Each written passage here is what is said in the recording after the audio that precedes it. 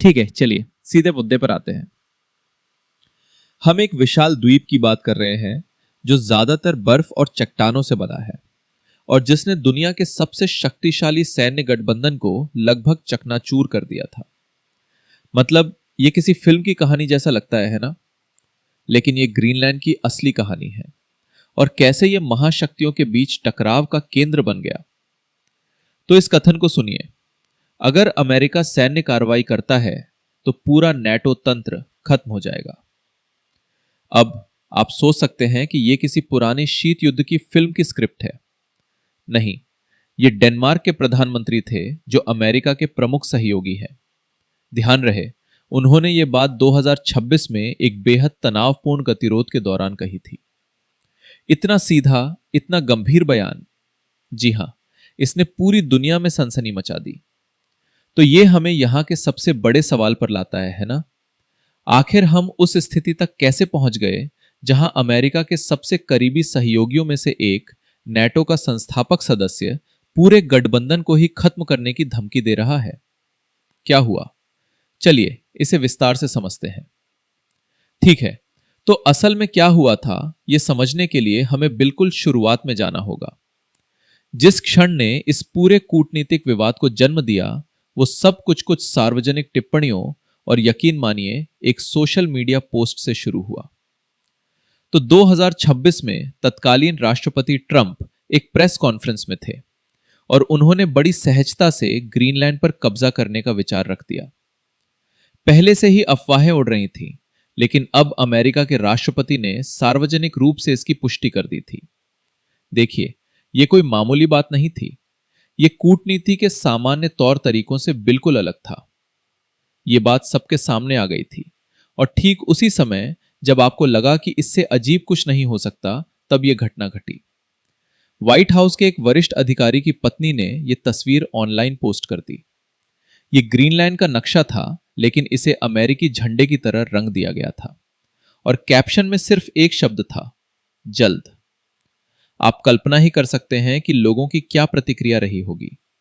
उस एक शब्द जल्द ने आग लगा दी। एक अजीब से राजनीतिक विचार को एक वास्तविक और आसन्न खतरे में बदल दिया। ग्रीनलैंड और डेनमार्क के लोग स्वाभाविक रूप से गुस्से में थे। खैर, प्रतिक्रिया तुरंत हुई। ग्रीनलैंड के प्रधानमंत्री जेंस फ्रेडरिक नील्सन ने जमकर विरोध जताया। उन्होंने सिर्फ ना ही नहीं कहा, बल्कि पूरी बात को अपमानजनक बताया, खासकर जिस तरह से राष्ट्रपति ट्रंप सैन्य हस्तक्षेप की बात कर रहे थे। तो आखिर चल क्या रहा था?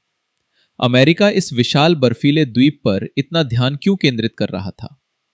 ग्रीनलैंड में ऐसी क्या खास बात है?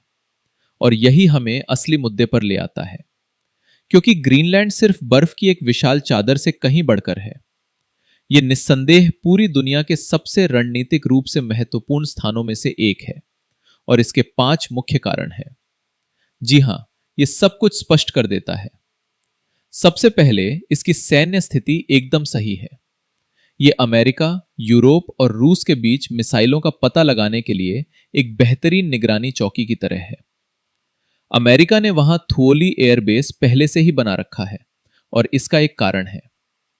दूसरा, आप रूस और चीन पर कड़ी नजर रख सकते हैं, जो आर्कटिक में बहुत सक्रिय हो रहे हैं। फिर बर्फ के नीचे तेल, गैस और महत्वपूर्ण खनिजों का विशाल भंडार है, जिसका अभी तक दोहन नहीं हुआ है।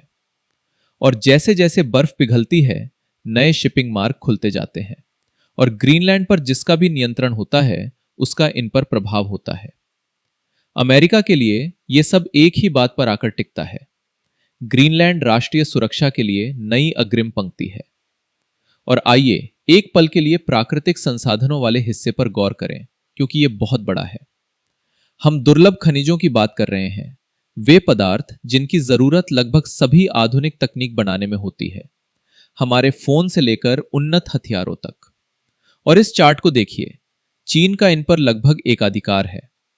इसलिए जब आप सुनते हैं कि ग्रीनलैंड में संभावित रूप से विशाल भंडार हैं, तो आप समझ सकते हैं कि अमेरिका की इतनी दिलचस्पी क्यों है।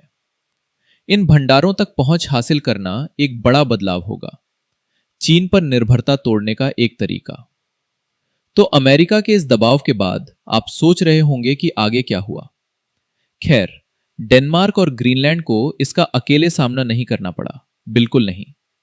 यूरोप के सबसे बड़े खिलाड़ी मैदान में उतरे और उन्होंने यह स्पष्ट कर दिया कि वे किसके साथ हैं, और वे वॉशिंगटन के साथ नहीं थे।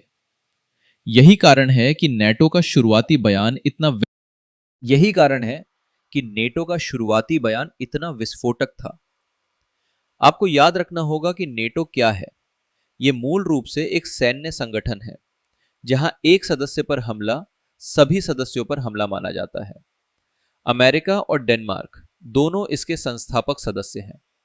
इसलिए जब अमेरिका बेनिस क्षेत्र के खिलाफ सैन्य कार्रवाई का संकेत भी देता है, तो यह सिर्फ एक असहमति नहीं है, बल्कि यह नेटो के लिए एक सीधा खतरा है।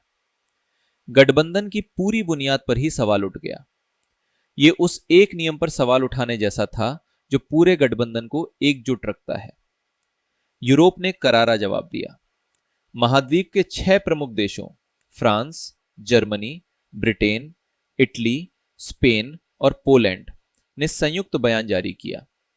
वे एकजुट हुए और उनका संदेश पूरी तरह एक जैसा, बिल्कुल स्पष्ट था, हस्तक्षेप न करें। ग्रीनलैंड और डेनमार्क की संप्रभुता पर कोई बहस नहीं हो सकती। लेकिन व्हाइट हाउस पीछे नहीं हटा, बल्कि उन्होंने अपना रुख और कड़ा कर लिया।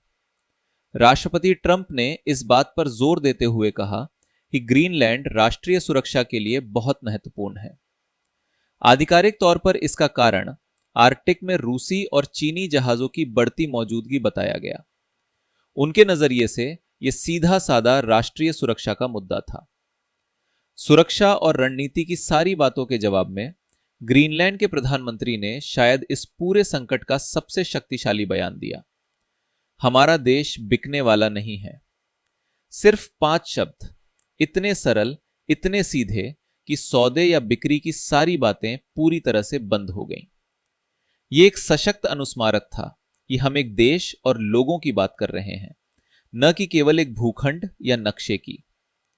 इसलिए यह समझना वास्तव में महत्वपूर्ण है कि यह पूरी बात महज कोई आकस्मिक विवाद नहीं थी जो भड़क उठा और शांत हो गया। नहीं, यह एक बड़ा संकेत था। इसने दिखाया कि आर्कटिक में एक नया भू राजनीतिक खेल शुरू हो रहा है, और अपने पक्ष को साबित करने के लिए अमेरिका 200 साल पुरानी विदेश नीति को भी फिर से सामने लाने को तैयार था। बिल्कुल सही। ग्रीनलैंड पर अपने इस साहसिक रुख को सही ठहराने के लिए राष्ट्रपति ट्रंप ने वास्तव में एक अमेरिकी विदेश नीति सिद्धांत का हवाला दिया जो 2 शताब्दियों से चला आ रहा है। संदेश काफी स्पष्ट था। शक्ति और प्रभाव के कुछ पुराने नियम फिर से लागू हो सकते हैं, और वो मोनोरो सिद्धांत की बात कर रहे थे। यदि आप इससे परिचित नहीं हैं, तो यह 1823 से चला आ रहा है। मूल विचार यूरोपीय शक्तियों को अमेरिका से दूर रहने के लिए कहना था, लेकिन वर्षों से इसका उपयोग अक्सर अमेरिकी हस्तक्षेप को सही ठहराने के लिए किया जाता रहा है। अपने ही गोलार्ध में एक अभूतपूर्व हस्तक्षेप के रूप में ग्रीनलैंड के संदर्भ में इसे उठाने पर कई लोगों ने इसे अमेरिका फर्स्ट की विचारधारा का आधुनिक रूप माना, जिसमें अमेरिकी हितों को हर चीज से ऊपर रखा गया, यहां तक कि लंबे समय से चले आ रहे गठबंधनों से भी ऊपर। तो जब सब कुछ शांत हो गया, तो मुख्य निष्कर्ष क्या निकले? खैर, सबसे पहले इस संकट ने नेटो के भीतर कुछ गंभीर तनावों से पर्दा उठाया। इसने दिखाया कि सबसे करीबी सहयोगी भी रणनीति के बारे में बहुत अलग विचार रख सकते हैं। दूसरा, इसने सभी को सचेत कर दिया। आर्कटिक आधिकारिक तौर पर वैश्विक प्रतिस्पर्धा के लिए एक नया मोर्चा बन गया है। यह अब केवल एक जमी हुई खाली जगह नहीं है, और अंत में यह एक स्पष्ट अनुस्मारक था कि आधुनिक विदेश नीति तेजी से 2 चीजों के बारे में है: प्राकृतिक संसाधन और नए समुद्री मार्गों पर नियंत्रण। और यह सब हमें एक आखिरी तरह के भयावह प्रश्न के साथ छोड़ देता है: ग्रीनलैंड संकट। खैर, यह एक कूटनीतिक आग थी जिसे अंततः बुझा दिया गया, लेकिन आपको यह सोचना होगा कि जैसे जैसे आर्कटिक की बर्फ पिघलती जा रही है और उस क्षेत्र का रणनीतिक महत्व बढ़ता जा रहा है, यह शायद एक नए शतरंज के बोर्ड पर सिर्फ पहली चाल थी। इसलिए भविष्य के लिए असली सवाल यह है कि आगे क्या होगा। क्या दुनिया के शीर्ष पर पहुंचने की लड़ाई सहयोग पर आधारित होगी, या हम एक नए प्रकार के शीत युद्ध की शुरुआत देख रहे हैं। इस बार ये युद्ध पिघलती बर्फ पर लड़ा जाएगा।